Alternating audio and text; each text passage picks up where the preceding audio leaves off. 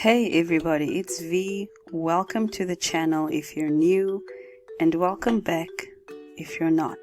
In this video, I share some wisdoms, if you may, about my experience living abroad thus far. These are things that I've come to learn while on this journey abroad. It might help you if you're planning to also live abroad, so keep watching. Number 4.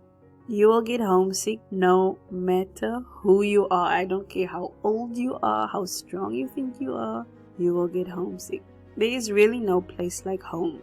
No other place will ever compare to the place that molded and shaped you into the person that you are today. No other people, no other food, no other norms, no other social behavior will ever come close to what home feels like. There is just no two ways about it.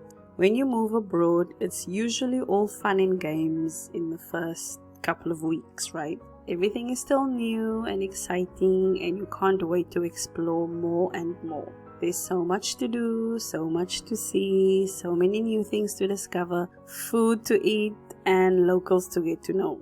You will probably also be busy unpacking, getting settled into your new neighborhood, job, and getting to know your new colleagues. However, once all of that is in order and your mind has gotten some time to quiet down, you could end up feeling a little bit sad and miss things and people back home.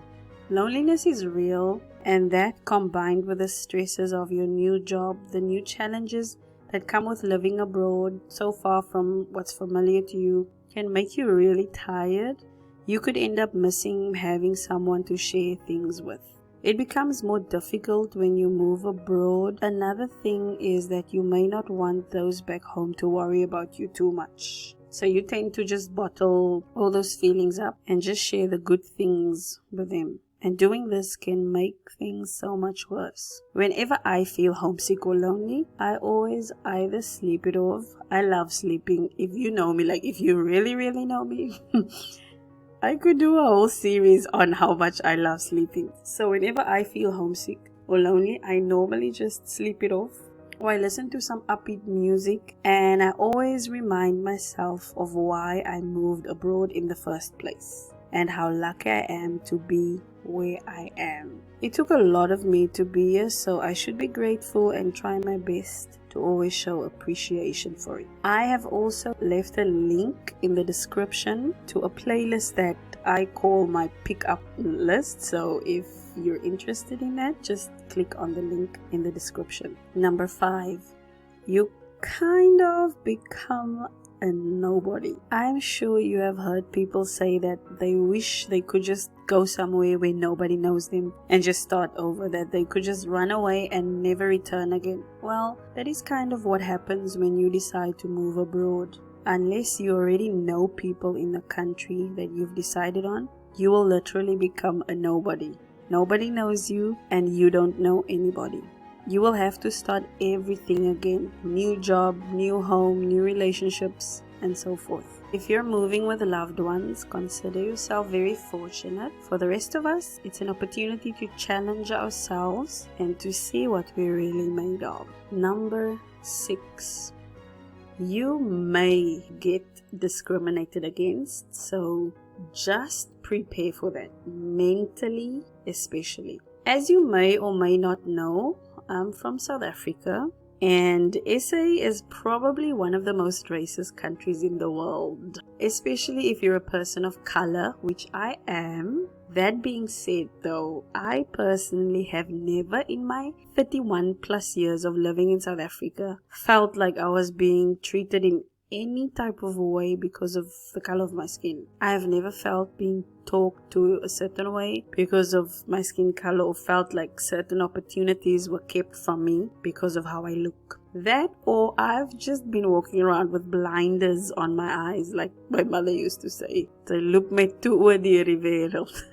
Anyway, I'm saying all of that to say that I had to move to Thailand, the country known as the land of smiles, by the way, to come and experience racism. Yes, in Thailand of all places. where they have a certain image they want to portray to the world of how Thailand is and what an amazing place it is. Please don't get me wrong. I live in Thailand because it really can be an amazing place and you can quite literally have the best life here, but don't be fooled.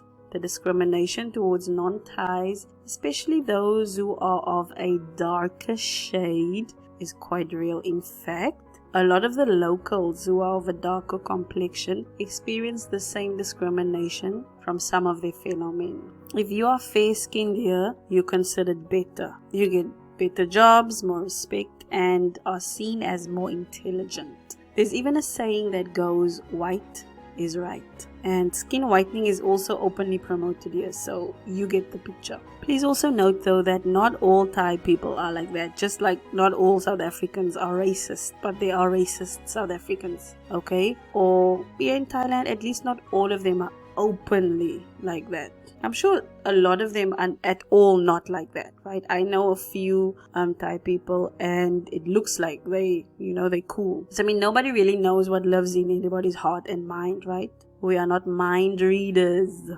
So that's just one type of discrimination that you might have to endure when moving to a new country. In some countries, if you're a woman, you get treated quite differently than men. Some discriminate against you based on age. There are so many ways you could get discriminated against when moving to a new country. So just keep that in mind. And as I always say, do your research before you move to a new country so that you can have a good idea of what you might be exposed to once you get there and what you might have to go through. So just do your research. Number 7.